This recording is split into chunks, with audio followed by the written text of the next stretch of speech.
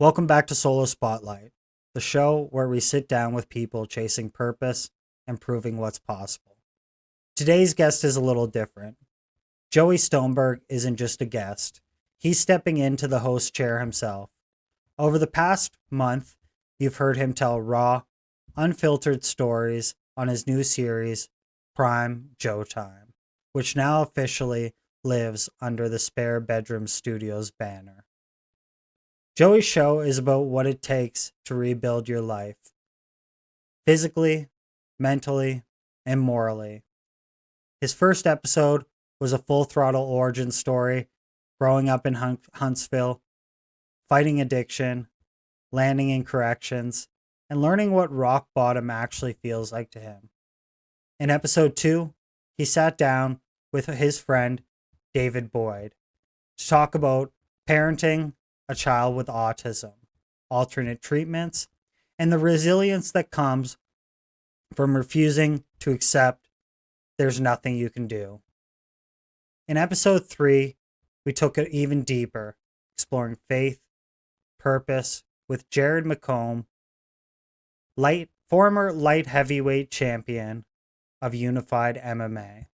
Today, Joey's on Solo Spotlight not just to share his story, but to pull the curtain back on his new show, what inspired it, where it's headed, and why he believes real conversations still matter. It's a look into how one man turned his scars into a microphone and found a way to build something to help other people feel seen. So whether you followed Joey's journey from his first upload, or you're just meeting him now, stick around. This episode's got that mix of honesty, grit, and purpose that defines everything we're building here at Spare Bedroom Studios. I'm Ryan MacDougall, this is Solo Spotlight, and today we're turning the spotlight on one of our own. Welcome to Spare Bedroom Studios, where big sounds are born in small rooms.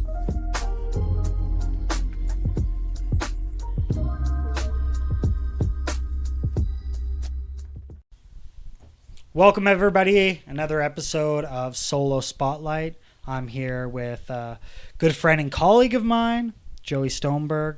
I've known you for a while, but we've never had to really got the chance to sit down and have a conversation. So I'm very grateful for you coming out today and sitting down with me. Well, thanks, Ryan. I appreciate you having me here to start off.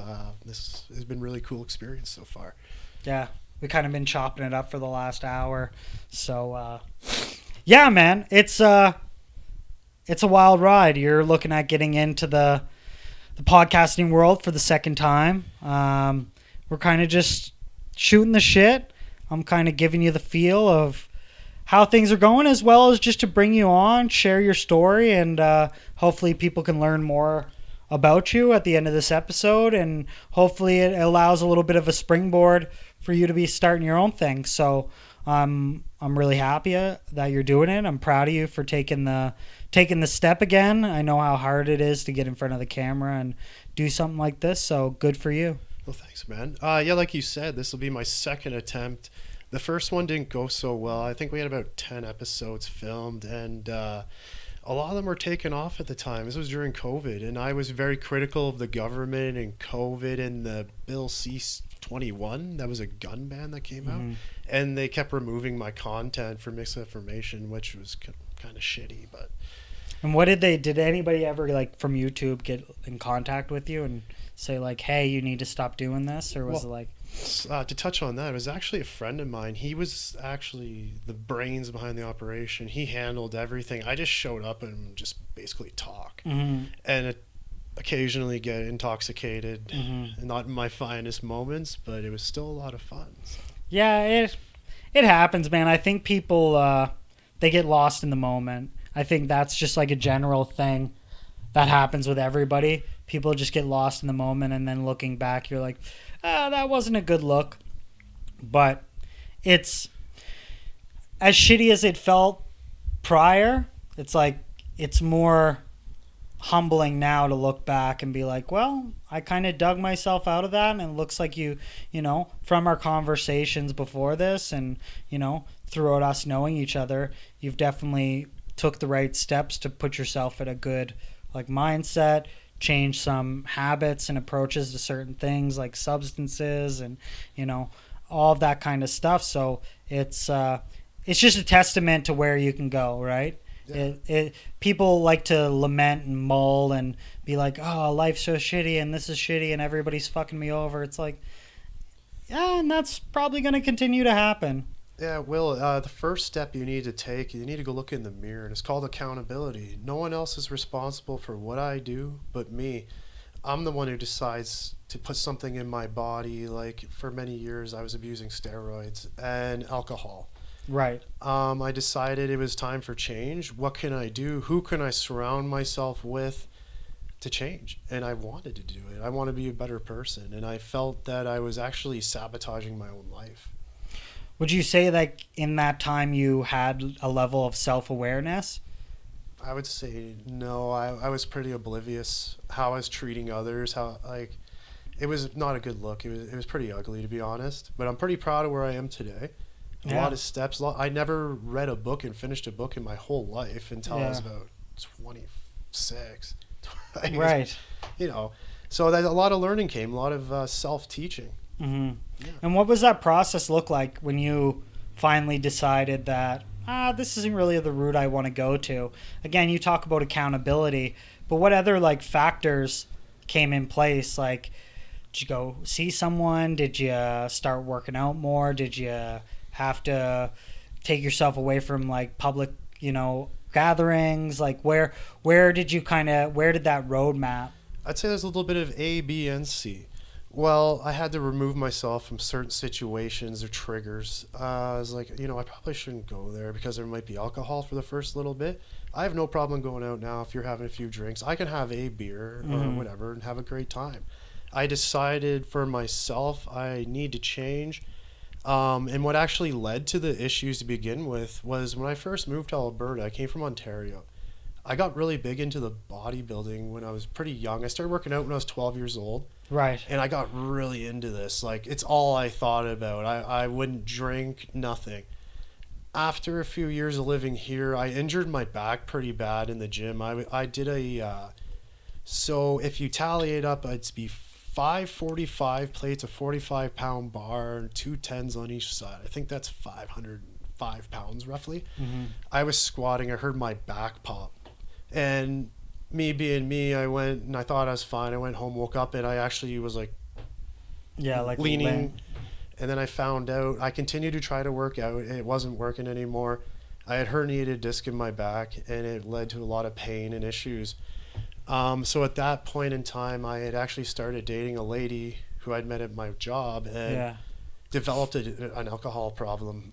We were drinking every night. I probably shouldn't talk about what other people have done, but like illegal activities going on. Like, of course. Involving vehicles and driving.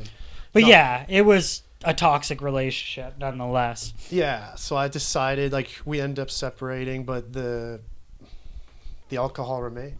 Yeah. And then I would go out and humiliate myself at events and damage property. Just the amount of drinking was so excessive. It made me feel terrible. What do you think, like, because for me, it was kind of the same. I want to say same thing, but it was, I needed to find out, like, what was the driving factor here? Like, was it the wanting to be accepted? Was it I was, like, obsessing about things? Because for me, like, I have a hard time, like, governing myself with certain things. When you talk about booze or smoking pot or, like, I barely do much of that now. Like, I'm on a big non-alcoholic beer kick or, like, a couple beers here and there. But, like, can't smoke weed anymore because it's a lifestyle thing, but it's also one of those things where if I get into anything, it just becomes like an obsessive mess, and then I don't know. And maybe being, like, addicted to, like, the attention or the drama or, like, the, you know, I think that was also a thing too where I'd do some, like, fucked up shit, and it was like I didn't know or had the self-awareness that, like, oh, I was just trying to like get people to pay attention to me in some way, or like I felt like I was trying to prove something. You know what? I see your point here. It's kind of like, what's that old saying? Any publicity is good publicity.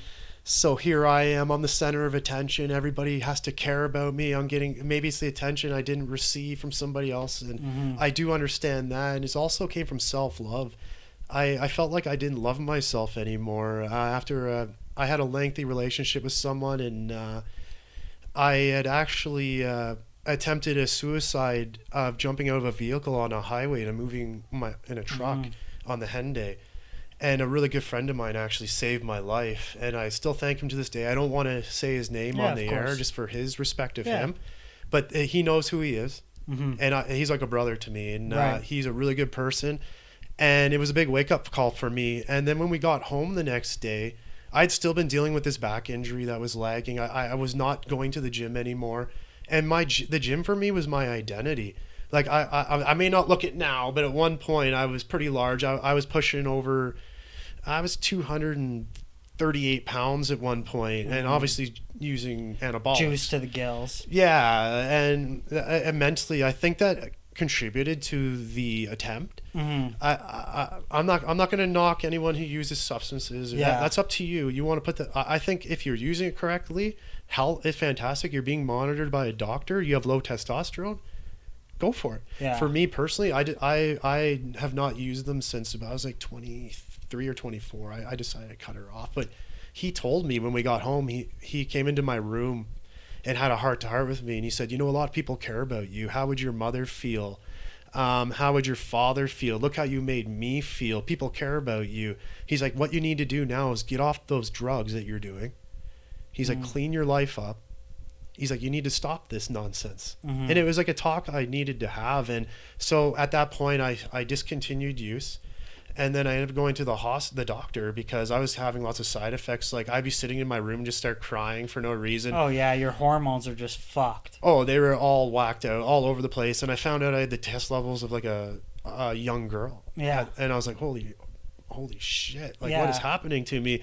Like some embarrassing moments. Like I'd bring a date home from the bar and, you know, can't get a woody. There's no wood in anywhere. Like the supply of the lumber shop is out, and it's extremely embarrassing. The girl started crying, like, "Oh, it must be me." I'm like, "Trust me, it's me." Like, and you get into that position too, where so many like negative things happen, where it's just easy to run with that than it is to address any of it. It's like, well, where do I start? The steroids, the drinking, the mental health, the this, the that. It's like, yo, fuck that. I'll just drink again. Like, because it's just easy. It's just easy to cope. It's cope. That's what it is, right? And it's hard because accepting any of it, it opens up the door to dealing with all of it. And like, it's a challenging thing, especially if you kind of, you know, put that under for a long time to then address it later. It's like you're rehashing years of your life. Right? 100%. You're pushing feelings down. You're not dealing with things. Like it actually. So the first step was stopping the steroids. I didn't stop drinking. I'll be honest here. Like that continued for many years on. Probably, I didn't stop drinking until about a year before I met my wife. Right. So I'd be about near 26 years old at this point. And then at that point, I had realized it's like, you know, this is becoming a problem. Like I'm making $100,000 a year here. Yeah. Why do I have nothing to show for it? All I had was a truck. Yeah. $130,000 in debt. And that would also lead to me like with this stress, like college debt I had, the vehicle. I'd maxed out some credit cards. Yeah, you just can't win. Now, before you were taking steroids, do you think you had like a predisposition to like having negative side effects? Because some people... I remember when I got on gear my first time and I was at home and people would tell me like, are you an angry person? No. Okay, well, if you are, steroids is just going to make you angrier. Are you an emotional person? Oh, well, steroids is just going to enhance it, right? So you really have to, whatever you are emotionally, if you abuse it, it's just going to double down. And now you're just going to be doubly shitty at whatever trait that you had. Like the recovery, great. the fucking stamina, great. Yeah. Like all of that shit, great. But it's like if you have like a predisposition to like substance abuse or like being very reactive, it's like, well, this ain't gonna help. Oh yeah, you're bang on. It's like the old saying. I had an individual I knew at the gym. So if you're an asshole off this substance, you become an even bigger asshole. Mm-hmm. Like me, I'm a pretty easygoing, nice person. I like to think I am. Right. I'm pretty emotional though. So like I'm fine until like something happens to me and I take things personally. I'm like I internalize a lot and I really care about what people think about me. Right. That's been hard to deal with. So I think you were bang on there with what you said. Yeah. It definitely amplifies who you are. Mm-hmm. If you're a nice person, you will be a nice person still. But if you're like one thing it did do to me though, it gave me a bit of an ego that I didn't really have. Yeah. Like I'd walk around and just be like, ooh, because I look good, I'm better than that person. Yeah. And I'm not saying everybody's like this, but it did happen. And like it feel good, look good, feel good, and like the old saying, why be Clark Kent when I can be Superman? Yeah. Like And it's self-soothing, right? Like you're always trying to like soothe yourself in a way. Like if people have like this like problem with like identifying like good in yourself or seeing yourself as like a reputable person or whatever it is, or have these like inklings that you're not like living to the standard or like you're having like imposter syndrome, doing stuff like that is almost a way of just like accepting, oh, okay, like I just feel good to like be here. And then on the outside looking in, people are like, this guy's an asshole, but you're like, I'm just trying to get from one day to the next guy. Like, you know, and it's hard because I think looking like when you look back now, it's now that you're able to have the like introspectiveness and self-awareness. Because I tell people all the time, I didn't grow up till like the last 3 years. Like I was a fucking idiot for like well into like 27, 28, right? Where I just like couldn't figure it out. And then it was so shambles where you're just like, dude, where am I going here? Well, how old like are you what? now, Ryan? I'm 30. You're 30. So, okay, I'm 34. So right. We're pretty close. Right. We're And both you're out just east looking, people. and you're just looking back and you're like, is this all like, is this what it is? Like, because you just go, it's like monumental steps to even do anything, right? Yeah. Or at least what you think. The big change for me was I had met a girl. We ended up getting pregnant. I had a daughter that was born when I was 27. And I was standing in the hospital and I was like, oh my God, people are depending on me now. I can't be a selfish asshole anymore. Like, it's not only about me now. Right. I felt like I got hit by a bolt of lightning right when I held her. I was like, oh my God, like these people are depending on me. Yeah. And it took a lot of self-reflection and like tough conversations to become a better husband. I wasn't by any means husband of the year. And we all go through these things in life just like you did. You're really finding yourself, and not everyone finds themselves at the same pace. No. And now if you're adding fuel to the fire, you're going out every weekend, you're getting drunk. Maybe you're one of those guys who likes to stay up and watch the sun come up. Right. What? Like, do you. Like, Right. But I'm telling you right now, it's not going to help your situation. It can make things worse, and you're just masking the issue. Like with the money situation, that was some of the most stressful times I ever lived through in my life. Like getting a collections agency calling you daily, and you're like, oh fuck. Yeah, you're like, I'm gonna get my wages garnished. Like throw my phone away here. Yeah, you're almost like hiding. You're literally like, you feel like there's like a warrant out for you where you're like, I cannot escape this, man. Like, dude, it's a lot, man. Life is, and the more time goes on, like I could not imagine living as a child or an adolescent in how the world is today. Yeah. Dude, I'd be done. I'd be cooked. I think social media plays a big part in that, because like even myself, like for instance, like I just sold a truck, for instance, that I really loved, like for the better good of like my family and myself. And the thing is, like sometimes I'll go and like look on someone else's social media and be like, oh well, my life sucks. Like this guy's got an F-350, like a big lift kit on it. He's got like a Corvette. Here I am cruising around like a grandma car now. Yeah, you're like, shouldn't I have like gotten to there? Like, Yeah, I'm like, and for instance, like when I saw your podcast, I was extremely happy for you. I'm like, this is so cool. Like he's doing exactly what I wanted to do. Mine didn't take off just because like I don't know any of the techie stuff. Like, I'm not really good with like computers. I love talking. I could talk all day. I could talk to you for 12 hours straight if we really wanted to go nuts. But I don't think that's going to be beneficial for anybody here. Yeah. But you know, just going off that, everybody has something that they need to do, and you got to go through those steps to get better. Do you think you were a more approachable person after you kind of made that change? That's a big thing that I noticed. As soon as I got out of my own way, I like gave people a lot more grace in terms of like not being harsh on people or critical, or I used to be very like abrasive. Like people would come and I'd be like, you're a fucking idiot. You know what I mean? Or like the goal was of like, how can I make myself like feel or create this tension or weird where like then once I got out of my own way and noticed like this really isn't about me, right? I became like a lot more approachable where I was like thanking people more, or I was like telling people like, hey, you did a good job, right? Where that was like never like something that I like considered myself to be, because I thought it was like, that's soft, right? It's being grateful is one thing. Like I'm lucky to have a car. Like look, I could be living in like Gaza right now, like with a building on top of me, like wishing I could just have some food. Yeah. Like I'm extremely grateful for everything I have. I'm pretty, we'll say blessed. Like I'm blessed. Right. We're very lucky to be where we are right now, talking to each other. We're like, look at all this cool stuff you have, this cool show you have. Like, looks like you're doing very well. And it could all be gone like that. You know what I mean? Right. So you have to really like cherish it, right? Or just at least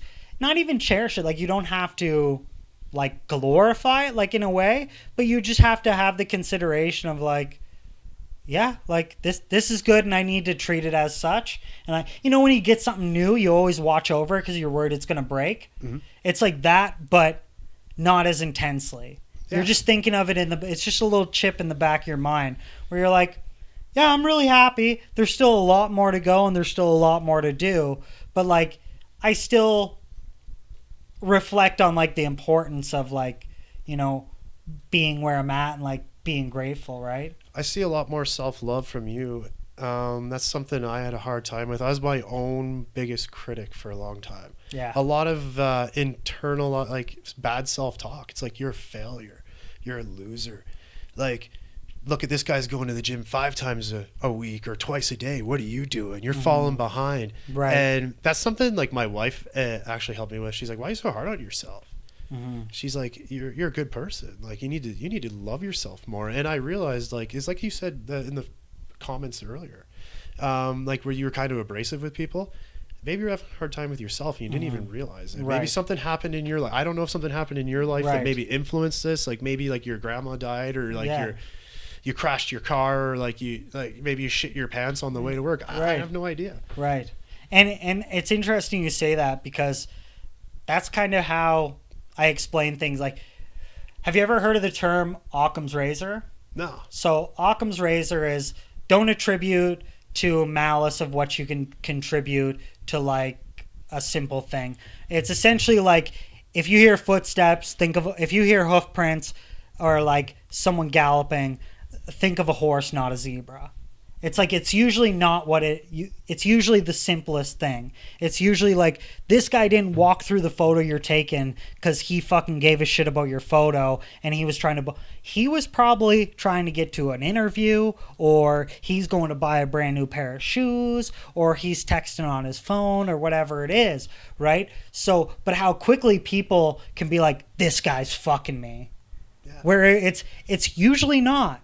It's usually never the case that dude's fucking you. It's usually that dude's going from A to B and you're going from A to B, and unfortunately like, and you just have to let that kind of like, or people like cut each other off at the henday all the time. It's like, dude, this guy didn't purposely see you and say, you know what I'm going to do? I'm going to fucking cut this dude off. You literally just read my mind. I was going to say, because when you get cut off in traffic. Yeah, they go, what the fuck? It's like, piece of shit. Follow you down the road, pull a baseball out, they try to crack you in the head. Right. Like, it's like maybe it's not all about you all the time. And we all as humans do that. Because I'm only seeing from my perspective, like, even sometimes like the way I speak, like I was talking with my wife one day and she's like, sometimes you're rude. And I said to her, I'm like, oh, I didn't even realize it. Like maybe something that was more in the way I was raised, maybe something that was said to me, I don't perceive as rude. And maybe she's just like, why is he like this? Or I don't know. Like I don't see myself. Right. Like you see me, I can't. Like I've seen you around. Like for instance, I see you and I are very similar because I used to get told, but I know you like to chat. Yeah. You're a very talkative, hyper guy. I like people like you. We jive. Right. I was told like some people thought that I really didn't care what they had to say because I kept talking. Right. And it's weird, and I think it's interesting to talk about that because how quickly that comes off as like arrogance, or you're not listening, or you're annoying, or and in reality, like your intention is nothing of that, but how quickly it gets attributed to like, fuck man, this guy just never shuts the fuck up, or this and that, and then you're kind of like digging yourself out of a hole that you never created. And you're like, no, like that wasn't the case at all. And like now I'm trying to defend myself from something like I never thought I was in the first place. And it's very weird because it's like, is that a me problem or is that a you problem? And like maybe it's both of us. More than likely. Right. Maybe it is I'm talking too much, but it's not. Maybe I just need to recognize when you're done listening to me. Right. And I think there's onus on everybody, but it's very interesting where that personality trait is always seen as like something where like you're wild, like you're off the handlebars, like you're flying off the hinges. Right. Where it's like, no, like people can just be passionate about things. That's right? what I think. That's what I gather from you. You're like, I don't know if this is going to hit the nail on the head for you, but if I'm not talking to you, that's usually a problem. Yeah. Like I have nothing to talk about with somebody. I'm like, that's a red flag. This is getting weird. Like I like to talk to people. If I find someone exciting, I want to keep like, hey, what's going on with you? Like, what's your name? What's your dog's? Like, how much do you lift? Like, do you drive fast down here? Like, do you like Tim Hortons? Like, I don't know. That's something that I had to learn myself, is to ask people more questions, because once people would ask me something, it just became the Ryan show, right? Where then people felt left out, because like even to this day, like, and it's not out of like rudeness, but I feel like my brain just doesn't connect the dot. Like someone goes like, hey, how you doing? Good. I'm good. Or like, how's the show? Oh, I'm doing good. And I never have and I feel like it's something that I'm still learning, but I never have the inkling to just say, you? Because it's like, it's like, and it's not out of rudeness. It's just like in my head, I'm just answering the question, but like, I'm not like manufactured in a way that like I feel like that type of small talk is like, and again, I guarantee to 90% of the people this is going to come off as like rude or crass. But it's like small talk is just like, it's not. We could be talking about something else, or we could be talking about, but if someone does get into a topic where they're like, oh, this is what I'm doing, and you can like get my brain going, it's like, by all means. But I don't need to know what you fucking ate. I don't need to know like that you owe a bill or you bought a new barbecue. It's like, dude, like I came here to get away from my life, not take on yours, man. Like, and it's something where you kind of have to reflect and say like, okay, at this point, am I being an asshole? Is this acceptable? Is this like, do I need to just sit in this pocket and own it? Or do I need to step back and be like, all right, maybe I should be a little bit more like graceful with people and ask them like, but then when I do that, I just come off as like disingenuous, where it's like, you? And then they're like, good. And I'm like, cool. And I'm just asking you because it's socially acceptable. And I feel like that's even ruder than to not even ask you. Like, because now I'm just playing into it. Now I'm just wasting your fucking time now. Yeah, it's sometimes almost better to not. If you don't really care, maybe it's better to not even ask it all. But it's interesting because the more I learn and the more like I grow, the more I am to like receptible to hearing about that, because there might be something where I see like a mutual benefit where it's like, oh, let's talk about like that. Oh, like, or, you know, I'm like asking people, I read something in the news and I'm like, oh, well, you know a lot about this. Like, talk to me about this, right? But I feel like people are very comfortable, like, just making noises with their mouth. And I kind of just sit back and go, like, what am I doing here? Yeah. Like, what's going on here? Like, do we, like, are we going to continue this, like, relationship outside of this workplace? Or am I just doing this to, like, save face with you? Like, you know, and I think that's kind of how my brain runs, where I'm more like, and this isn't to, like, sound pompous or anything, because it's not, but I think, like, I got shit to do. Like, I got things that are on my brain, and, like, it gives me anxiety if I'm just sitting here, like, fucking around. And it's like, dude, like, I could have, you know, did my schedule for the next month. I could have put in for a vacation. I could have done this. I could have checked, you know, and there's so many boxes in my brain that it almost gives me anxiety that I'm like, fuck, man, like, what are we doing here? You know what I mean? Yeah, worthwhile conversations are nice. And I had a really wise friend. I really admired this guy. He was good at everything, this friend of mine. And a very quiet guy. Very intelligent. Like, so one day I'm sitting there with him, and he doesn't usually say much. He usually just listened to me talk and talk and talk. And he looked at me and he said, "Joe, you want to hear something?" I was like, "What's that?" He's like, "You know, you have 2 ears and 1 mouth for a reason." Yeah. And I was like, "Oh." I'm like, "Are you trying to tell me something?" He's like, "Well," he's like, "I do love you." He's like, "But not everyone perceives you like that. Some people think they take you as being cocky." Mm. And like, I perceive myself as like, I come off as a confident person. Right. And people can mistake that for being. But it's like, whose fault is that? It's just who I am. It's how I'm right. wired. But yeah, exactly. Like, so then I say, like, well, that's not a me problem. Like, even I tell people at work, like, listen, if I could have adjusted this, I would have done it fucking 20 fucking years ago. Like, if you think there was something that I could have done to like tone myself down, trust me, like, I don't like the criticism. Like, I don't want people to tell me I'm annoying. I don't want people to tell me that I talk too much. And if there was something that I could have done to adjust that, be fucking sure that it's not like I'm just, but at this point, I just kind of know this is where I'm at.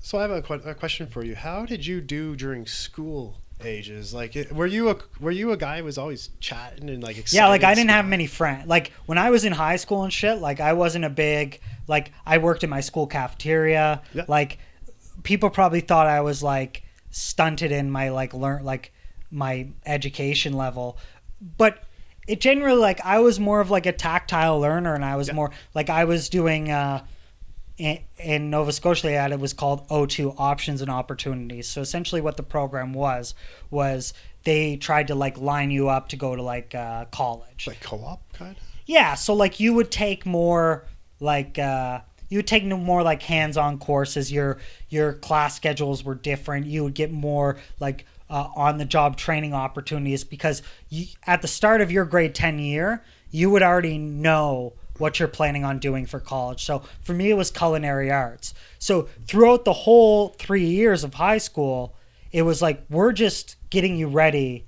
And because you joined this program, that seat was saved from day one of high school. So as soon as you graduated, that seat was already saved for you. Oh. So you didn't have to go on a wait list or anything like that. And in my final year, I was like, I'm going to go to university. And everybody's like, nah, like, that's not a good idea. Because I just learned that, like, being in culinary arts, like, the money wasn't good. The schedule was grueling. You never made any type of money. The work environment was toxic. So what is culinary arts? This was a chef. Like a chef? Yeah. Okay. This was like to be a chef. But like, all of my job opportunities, like all of my on-the-job training was like working in kitchens, or like, and I just wanted to get hours, so I worked in like the school cafeteria. But people probably thought I was like lower functioning because I worked in the school cafeteria. Yeah. But I just wasn't that person that just like shot the shit well. You know what I mean? Like I just wasn't good. It was like I was in and out. Like You missing social cues, maybe? Like it's yeah, it just like I wasn't giving really people the space. Like it was just like and it wasn't like narcissistic. I just didn't have the ability to like read a room in a way, right? Where I was like, like you didn't know, like I didn't know if I was like someone's friend or they were teasing me, or like I didn't have a read of like, am I actually the butt of a joke? You know what I mean? Like, is this like people treat me like their friend, but I'm actually like, I'm thinking I'm laughing with them and they're laughing at me. So it was interesting. And that kind of like, I kind of came into my own during university, but it was still like the same trials and tribulations of like, I got onto the soccer team, but it was almost like a favor from like the coach I was getting trained from. He knew the coach of the soccer. So then I got onto the university soccer team, but I got no playing time. And then it was this big like, oh, like am I as good as these people, and they just being nice to me because I'm on the fucking team, and they really think I suck, and like it's just like I'm just like this bastard kid that everybody had to accept, and like, you know, that was like my like mentality. But it was a lot of like victim blaming, where it was a lot of like I'm just shouting into the heavens like, why me, like why am I always, where I never really said, well, maybe I just need to work a little harder, maybe I just need to stop like rolling in shit.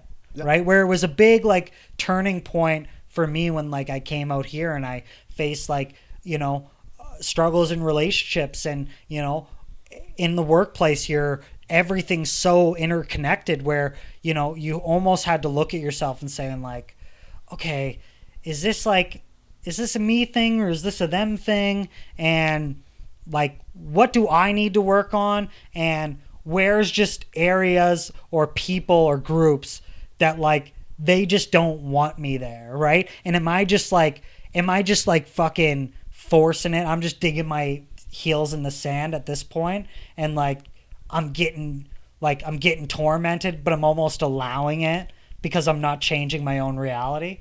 I think a lot of us face those similar questions, because I played on hockey teams all growing up, and sometimes I felt like I would set myself up to be the laughing stock of the team, because that's just the role I knew of being a class clown. Yeah, for like instance, like a bunch of my buddies took all my gear, hid all my stuff, and took all my clothes. So I'm running around like naked in the hockey rink looking for my stuff, and then there's my dad sitting there. My dad's like a pretty straight, narrow dude. Yeah, he's a smart, intelligent man, and he's just like, what the hell's wrong with my son? Mm-hmm. Like maybe he thinks like maybe my mom was taking Advil when she was pregnant with her, or is it Tylenol? Now like he's like, oh God. He's like, what are you doing? Yeah. He's like, why are you letting people do that to you? He's like, look at you. He's like, you're one of the most muscular jacked kids around, but people are treating you like you're like a joke. Yeah. He's like, how do you see? Like, it really gave me some self-reflection. Yeah. And then at some point, I realized like I have to like smarten up here. I have to carry myself differently. There's always times to joke around and have fun, and there's a time to be serious too. Mm-hmm. And like life's hard for all of us to navigate. And I wasn't sure if you're one of those guys who was like me. I had a hard time in school, like because I really love. I hate it. From my whole like public school was miserable. Like I could not tell you a good time that I like actually enjoyed.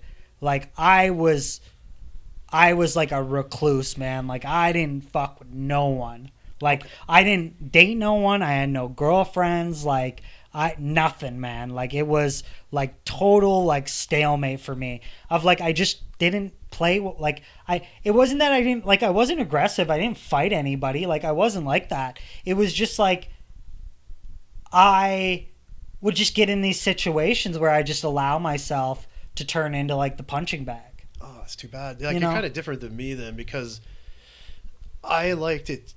Like I enjoyed the aspect of socializing too much. Like I loved everybody. I wanted to talk to everybody, and then I was actually distracting. They're like, you're a wonderful person. Like I was told by many teachers, like you need to start a radio show or talk for a living. They're like, because you are so distracting. Everybody wants to socialize with you. Yeah, you're becoming like this like gravitational pull. Yeah. And it's not easy for other people to be around sometimes. And that's when I've really been working on in my own life.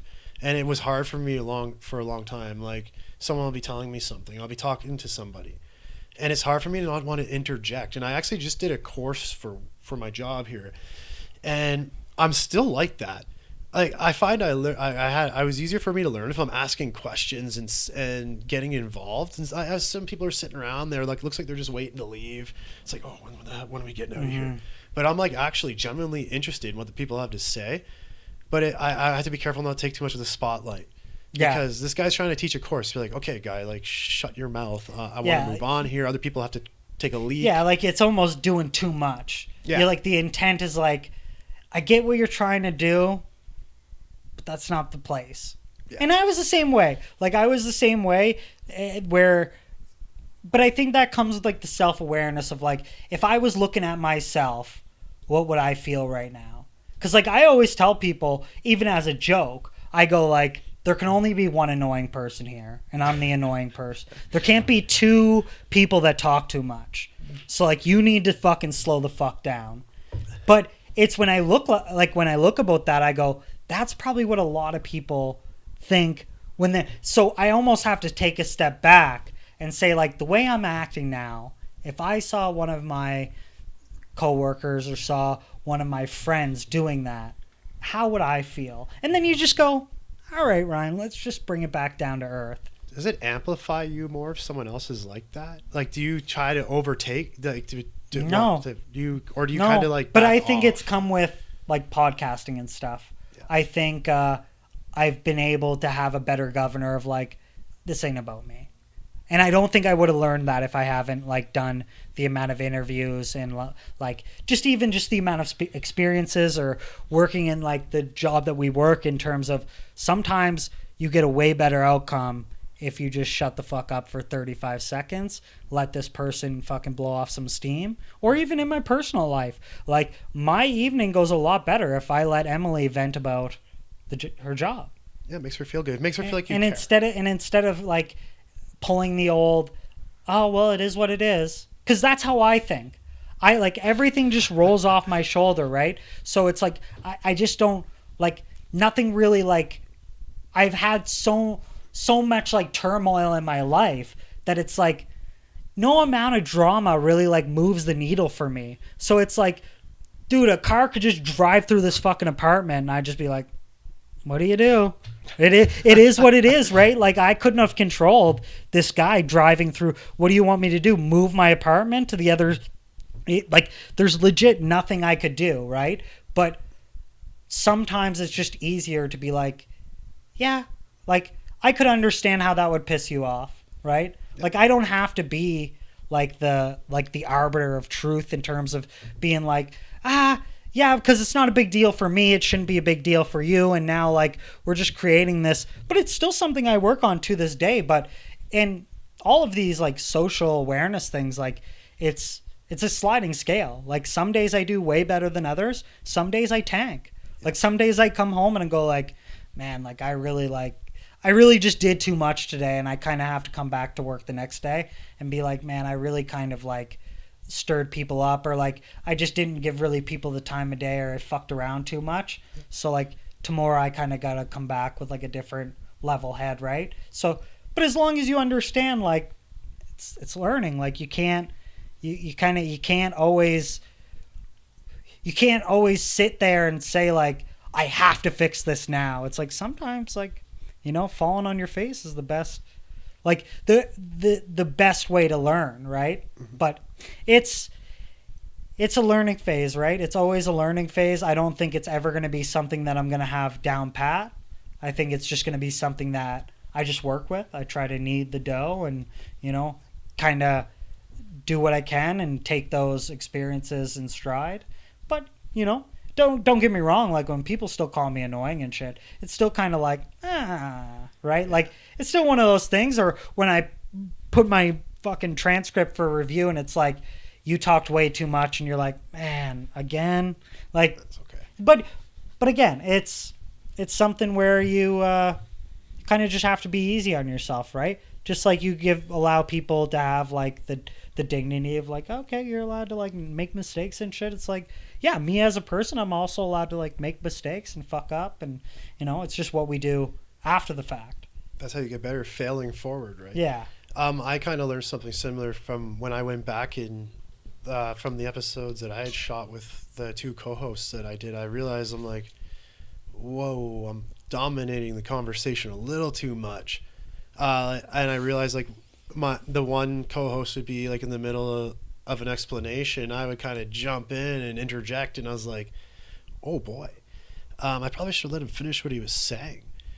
And even just like throughout different types of learning I've done, reading and becoming more humble for myself, actually. The best thing I've ever done for that actually was jiu-jitsu, strangely enough. Yeah.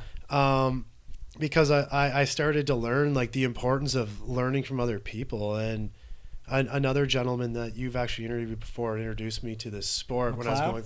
Yeah, I was trying not to say his name. Oh, he's been on like 3 times. So. Oh, okay. Like, yeah. I love him to death, and I actually praised him the other day. He got his black belt. Like, congratulations to him. Well deserved. At one point, he kind of saw me. He was another friend who approached me. He's like, man, like he said that we had a conversation out, and he's like, I can comprehend one thing you said. He's like, are you okay? Yeah.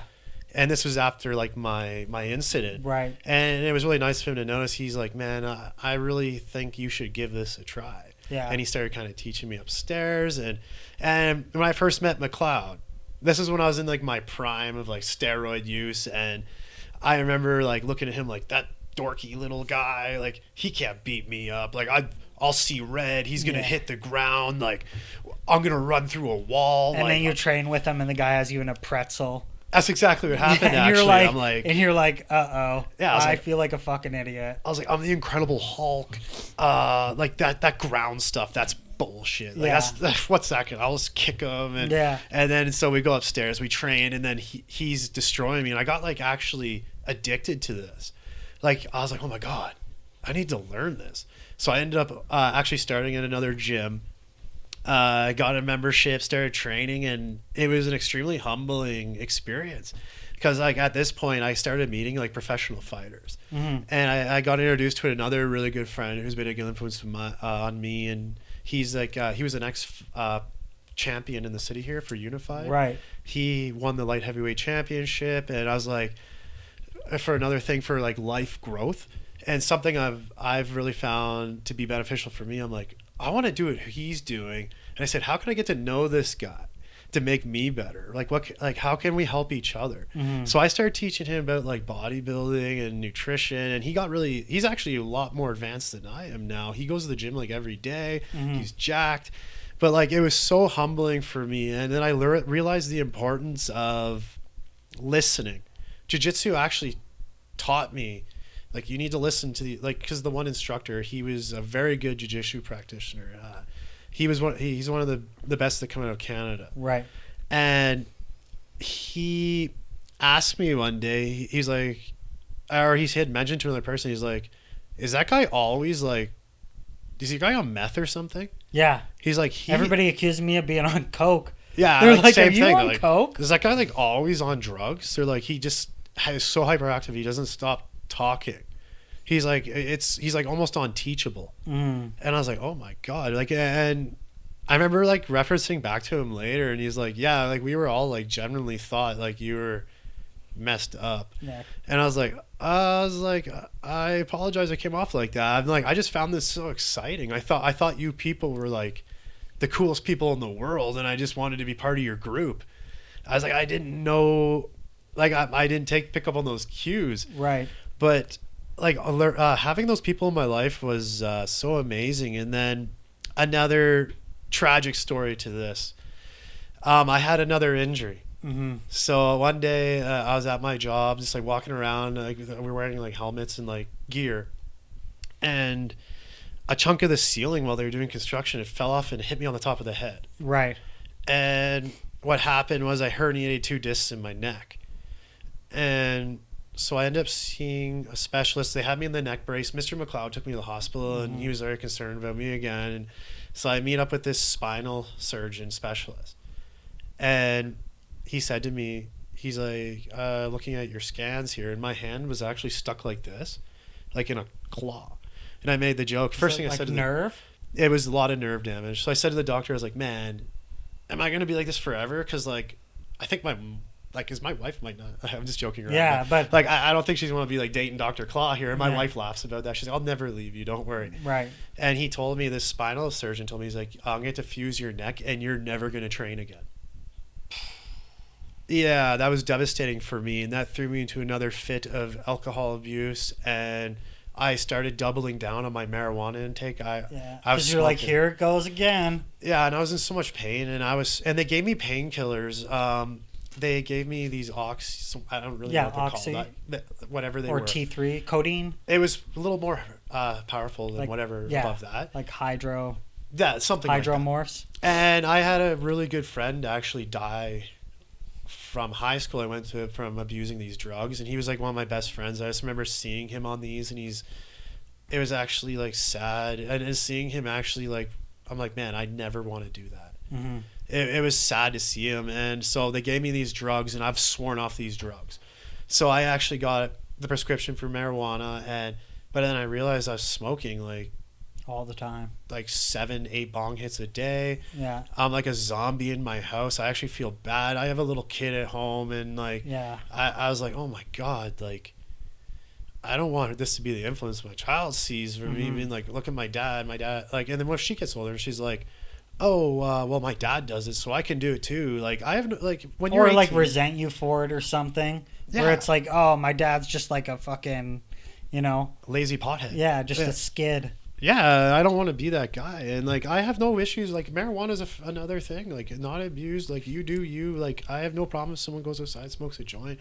But I just realized for myself, and this has been now, I've been like on a 3-week stint here. I actually went through some like serious issues. I wasn't sleeping. I actually lost I was 215 pounds. I'm about like 188 now. I just no appetite. Right. Continuously getting a dry mouth, and then I get an email from Aurora. This is the medical company. And interestingly enough, like, I'm part of a lawsuit if I'd want to be to sue this company. And I was going through all these symptoms like cramps, sweating. I'm like, oh my God, I have all these. Yeah. Like crazy.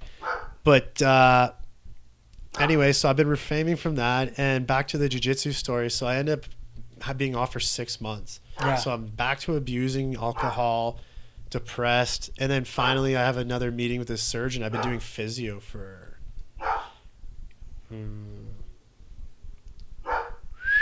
Dog. This dog. Ralph. Man. Just barking at the world. That's Continue. You can edit that out. Yeah, later, yeah, right? yeah. So I finally am able to go back to the surgeon. It took about 6 months just to see the surgeon. This is the second surgeon I've seen in my life for my spine. And luckily enough, I had sciatica in my back from the black injury from squatting. Right.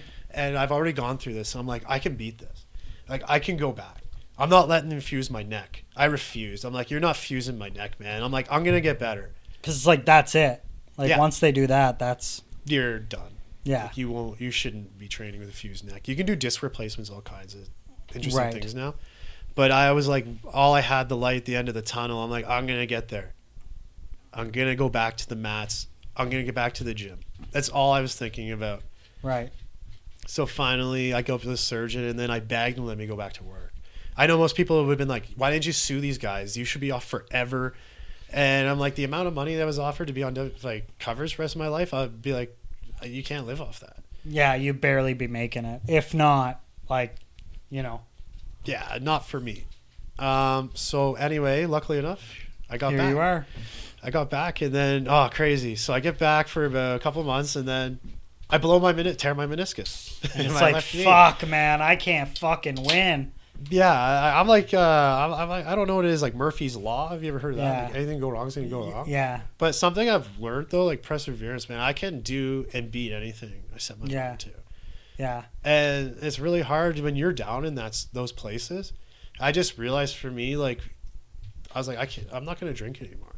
Now, is that a mindset thing? Like, what is it? Like, because sometimes it's like routine. Like, people need routine. Yeah. Sometimes it's mindset. Sometimes it's whatever. Like, what exactly worked that was, like, that kind of fixed it, right? Or kept you on the right track?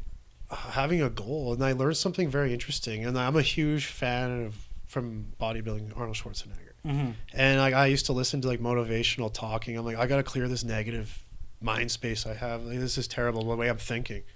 And he said something really cool. He's like, if you're going to be on a ship and you have no destination, the captain doesn't know where he's going, you're just going to drift around going nowhere. Mm-hmm. So what I did, even to get myself out of debt, for instance, back to that $130,000 of debt I had, Mm-hmm. I actually wrote down the amount I owed on a piece of paper, and I started devising a plan. Like, what can I do to get out of here?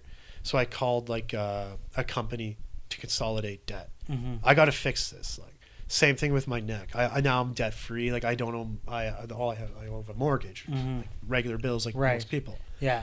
I was like, I got to get out of here. So I've started learning to implement plans and setting goals. Right. I was like, I want to get back to the gym. Even now that my knee surgery's been on, like I just did knee surgery, I'm out for another 6 months. I was like, I'm going to get there. Yeah, I will get back. I overcame a neck injury that they told me I would never recover from. Right. And here I am. Yeah. It can happen for anybody. And Yeah. I just listened to this. Actually, there's a fellow on the one podcast I was listening to. He was saying, like, if I come in like a white jacket and I tell you, it's like, you have this disorder, you will start to actually believe you have this just because someone's telling you. Mm-hmm. It cannot even be true. Yeah. Manifestation. Yeah, I actually, you can manifest anything. It's like, if you imagine yourself being successful in what you're doing right now, I'm sure you manifested a lot before you even did it. Mm.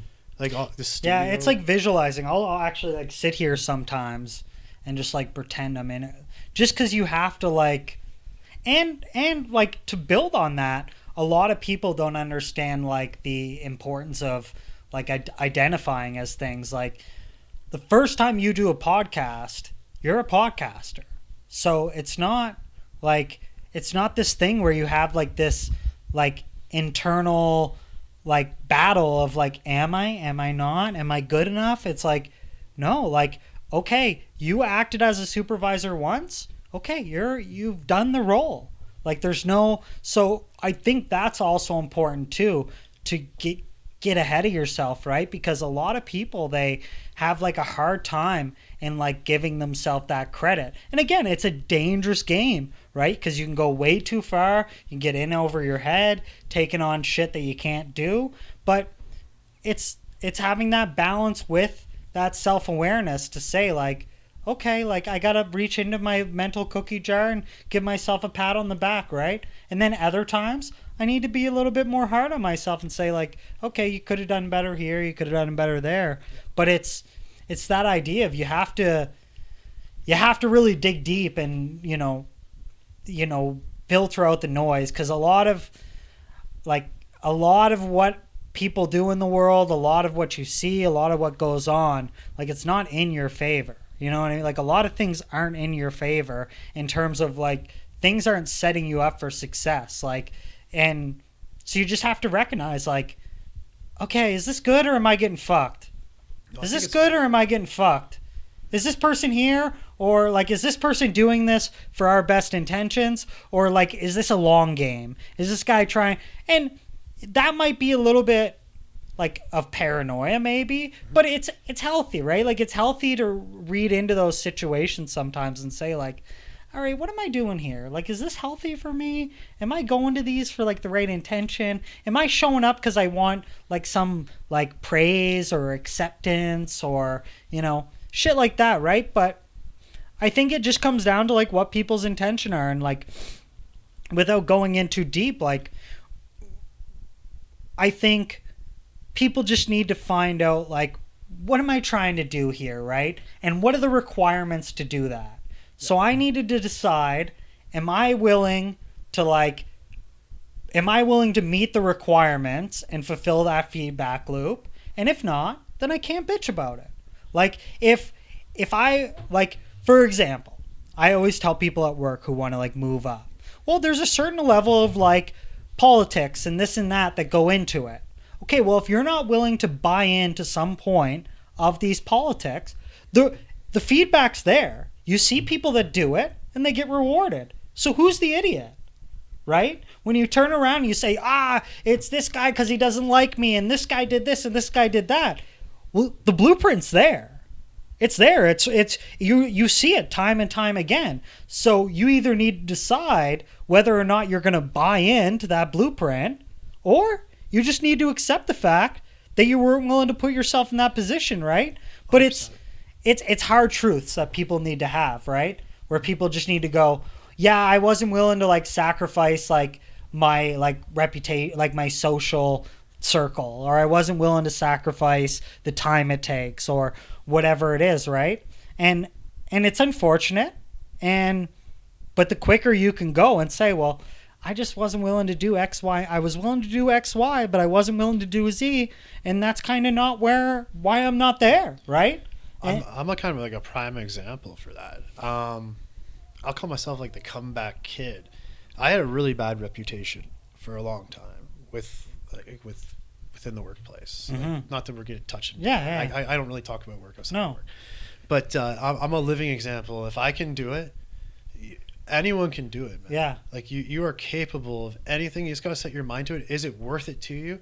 What's your goal? What's the outcome you want? Yeah. Like, do you plan on doing the same thing forever?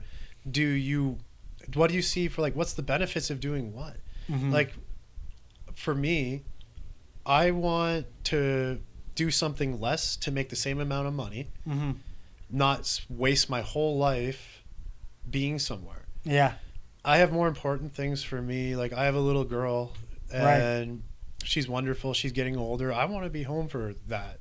Yeah. My dad told me, he's a very hardworking man. He came to visit me once, Mm-hmm. for instance. So my dad and I are sitting there. It's his last day, and I couldn't get the day off. So I said, "Oh, don't worry, I'll call in sick." He's like, "You will not call in sick." And I said, "Oh." He's like, "You're not going to call in sick while I'm here." He has that old school mentality. Of like, you go to work. He's like, "People are depending on you." Mm. He's like, "What the hell are you doing?" I'm like, "But you're leaving." He's like, "So?" It doesn't matter. He's like, "You're going to go to work." And I was like, "Okay." So that's what I did. And I learned through like people like my dad, my mom, they're hardworking people. Right. My mom is a very successful person in her workplace. She was the director of an old age home. Right. So I was like, wow, like I used to see like people would, someone slash my mom's tires Yeah. because she had to fire someone because they weren't doing a good job. Yeah. I saw what she went through. She would come home.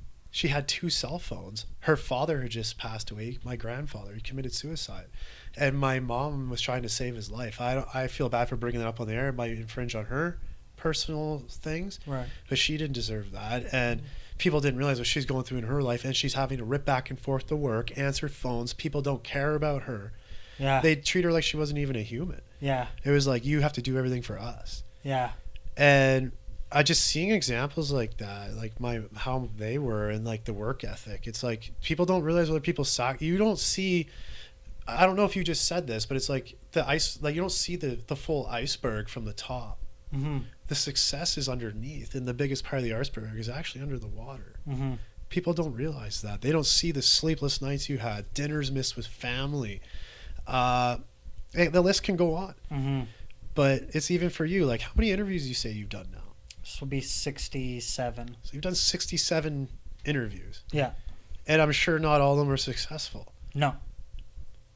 And I'm sure there'll be more in the future that aren't. And we were talking about this thing of failing and getting better from it. Right. And you're a prime example of that. People are just like, oh, this guy's show, great for him, cool. Like, but they don't see like what you went through, the costs you put in, the work, maybe times that you argued with your girlfriend because you're putting so much time in this with all your passion into this. Maybe it's costing you money. People don't see that. I think the thing is to like, it's easy to find the lowest hanging fruit to say that was the issue instead of saying, yeah, I just didn't really show up. And I think that's what I learned through work from like not getting like the type of treatment that I thought I deserved. And then again, you look back and you say, well, it's not really about me. Like, it's not everybody's thinking about you all the time. So you have what's for your best intentions, but they also have what's for their best intentions. Mm-hmm. And you kind of need to reroute your brain in a way and say, like, yeah, it might not be favorable for me, but I have to understand, like, the entirety of these circumstances and go, like, maybe I just, like, fell to the wayside, and, like, I'm just not doing enough that everybody else is doing that wants the same goal, and I can't look and say, it's because I talk too much and this and that. It's like, sure, but there's probably a lot more that I could be doing to make myself favorable. I just need to either be willing to accept that and move on, but it's like this idea of playing the victim. It's like, that's what people need to get away from, of going like,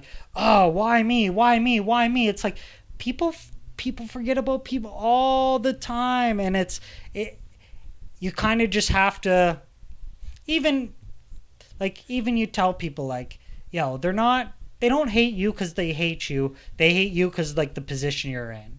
Like, whether that be a clerk somewhere or whatever, a manager that you couldn't do a refund or something. But then how quickly people, like, attribute that. And it's not to say that what that person's behavior against them is okay. But it's like, that's out of your control. Like, people are going to suck. Everywhere there's going to be people that suck. And you kind of just have to go, yeah, I'm just gonna make this, like, the best situation. I understand that, like, not everybody's thinking like I am, but I'm not always right all the time, and, like, I have to be willing to accept that. So again, it's a sliding scale. It's a sliding scale of being able to look at yourself and say, like, okay, I'm gonna be the bigger person today, but then the next day you go, oh, I actually screwed up today, and I have to go apologize to someone. And it's like, both are okay. Like, both are okay. There's nothing wrong with having the humility. Like, you don't always need to be the superhero. Yeah. Like, you can turn around and say, yeah, I really fucked that up. I've had so many conversations like that. The sorries for my behavior. Like a story of me going to Vegas.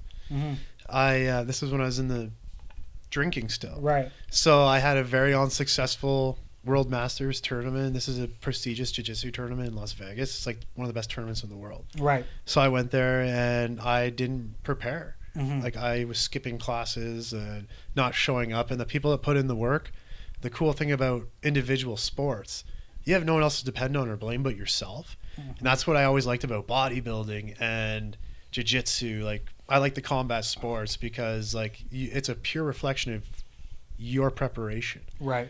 But not always. Like, things happen. Like, maybe you get sick, whatever. Like, or an injury or whatever it is. Yeah. So I had one of those hard conversations with my coach, because after this big loss, there was a big fella on my team, and he's just a natural athlete. This guy's a beast. I call him, like, little Brock Lesnar. Mm-hmm. He's a really good guy, but he can really throw back the beers. So I did this. I was really bummed out. I start throwing back beers with him, and I went out with one of the owner, the coach, his protege, who's like a really high level jiu-jitsu guy. So I guess I had got blackout drunk, started talking about, like, one of my dreams in my whole life that I never really did. I always wanted to open, like, a gym. Mm-hmm. And, like, I always have aspirations maybe later on to open a jiu-jitsu gym and pass on knowledge to kids. I always wanted to maybe move home and do that, or I don't know where life will take me in the future. So what I was doing was I started getting drunk, talking shit. I was like, man, you should move out with me and we'll open a gym. And, like, I wouldn't let it go the whole night. It was actually, it was kind of like a laughable thing that became, like, the guy, like, they said to me, like, man, like, it was like embarrassing. It was like, man, like, shut up. Yeah. Like, you're making an ass of yourself. Even my wife was like, you should be quiet. And I was so drunk and it's disgusting that I didn't even realize what I was doing. I think I drank like 20 beers that night, man, like maybe more. Like, and I just remember waking up on the floor in Las Vegas with puke all over the toilet. Like, I'm laying on the ground. I'm like, oh, so hungover. Like, I missed a team dinner. They're like, where are you? Like, what the fuck? People are like, should we send a search party out for this guy? Is he dead? Like, and then I ended up coming back and I noticed that the professor I felt like there was a little change in the dynamic between our relationship. So I was like, oh wow, like what did I do? Like, so one day I decided to come in a little early, and I went to his office and I knocked on the door. And I'm once again, I'm gonna like keep names out of it. I said like, hey, and I jokingly I call him Master, which is kind of like also I didn't know it was insulting until you become a master of that sport. Right. So he's like, don't call me that. And then I'm like, oh, okay, professor, like, you know, so and so. And I said, do you mind if we have a conversation for a second? And he was kind of like, I don't really want to talk to you, buddy. Like, you're a retard. You're trying to poach my best student who teaches like classes here. Like, what's wrong with you? Yeah. So I said to him, I said, I really owe you an apology. And I could see he kind of lights up a little bit. And he's like, for what? And I was like, well, my behavior when we were on, that's not a good representation of your gym. That was completely disgusting. I said the way I was talking and, you know, trying to like jokingly but also seriously asking the other person to open a gym with me and move away from me after all those years of relationship you guys have. I said that was completely inappropriate of me. And I've had to do this with so many people in my life because of like self-inflicted self-humiliation that I've done to myself. And like, that's not who I am. I don't want people having that perceiving me like that, or they're like, ooh, this guy, like, ooh, like we don't invite him anywhere. Like there was a lot of times I didn't get invited to different group events from friends I have because of like the people's wives would see how, like the person's wife saw I behave, and she's like, yeah, you can't invite him. Yeah, I don't want you anywhere near this guy. Yeah, you almost become like you almost become like a plague. Yeah. Where it's like, oh, this is gonna bleed into everybody, or like, yeah, and it's hard to get out of that because like getting that type of attention is like, it's addicting, man. It's but again, like coming back to it, like being able to look at that and have like the reflection to say like, yeah, that wasn't, you know, but then if you repeatedly do it again and again and again and again and again, it's like, well, where's the learn, right? Like it's hard, man. It's a difficult game of like living with yourself and playing into your own character, but also, you know, measuring that and saying like, what's too much, you know, how much is too much, right? And it's something that people always have to kind of consider and learn about themselves, of saying, okay, where am I at here, and kind of do these check-ins where they're like, how am I feeling today? Am I feeling a little bit like over the moon? It's like, okay, well, this too shall pass. Am I feeling shitty? All right, this too shall pass. Like everything's going to always, like, you feel very accomplished? Okay, it's only a matter of time before you don't. And you kind of have to be ready to deal with all the shitstorm that comes with it, of saying like, you know, not taking your highs too high and not taking your lows too low. Yeah. And, you know, but it's something that everybody has to find out what works for me, or what I'm willing to accept is going to be totally different from so people really need to like look inward and say like, how did that make me feel? Like I always tell people, if they come to me with a fuck up, I always go like, did you feel embarrassed? They go, yeah, I felt really embarrassed. Okay, remember that feeling. Let's just try not to like recreate that feeling. Like the feeling of being embarrassed, like, yeah, it sucks, but it's like, now you know what that feels like. So now you know, like, okay, can't put myself back there. That didn't feel too good, right? But it's like you kind of have to be willing to work with it, right? And like accept it, but also like find a way that works, right? But yeah, it's a crazy world, man. We're all human, man. We all do things we regret. It's how you bounce back from it. If you're not willing, like earlier, if you're not willing to look in the mirror and take accountability, do you even want to fix the problem? Like, yeah, a lot of people don't. No, and I think a lot of time too, like this idea of self-awareness is not like that important for people. Like I feel like a lot of people, they live life outwards, right? And considering that as painful, and people don't want to feel that. So they don't want to feel their money problems or their physical problems or their relationships with friends. Because like I said, it's like a monsoon. It's like, well, if I address one thing, it's like, well, then it's like, well, I'm in debt because I got a gambling problem. I got a gambling problem because I get shit-faced drunk. I get shit-faced drunk because I'm trying to impress my friends. I'm trying to impress my friends because I hate myself, right? And then it's like, well, where do you even start? It's like, man, I don't know if you watched that Netflix documentary of Charlie Sheen. Like, Yeah. oh my God. I was Yeah. like, here I'm thinking like I live a wild life, and this guy's like, I was banging 7-gram rocks. So I was like, oh Yeah. my God, that's insane. Like, look at the hole he dug himself into, and he's actually sober now, I guess. But like, look at that guy can come back and from that, like, you're very capable of coming back from anything. And people, you know, like the way I think about it, people want to like people. Like I've always like known that about myself. People want to like me. It's like I was sabotaging things on my own. Yeah, you're shooting yourself in the foot in a way. Why? Like, Yeah. Why bang your head off a wall and hurt yourself? Yeah. Like, so I've found like I finally was able to get tools to become better. I would definitely recommend, like, when people are on the path to like recovering and trying to fix their life, whatever that may be. Maybe like you said, you have that gambling addiction. You should definitely try to read information and like try to surround yourself with positive people. If I know I'm like an addict to some kind, and I come over and I know that you're also maybe in the same kind of boat as me, I might have to refrain from spending time with you. Yeah. It's not about hating somebody.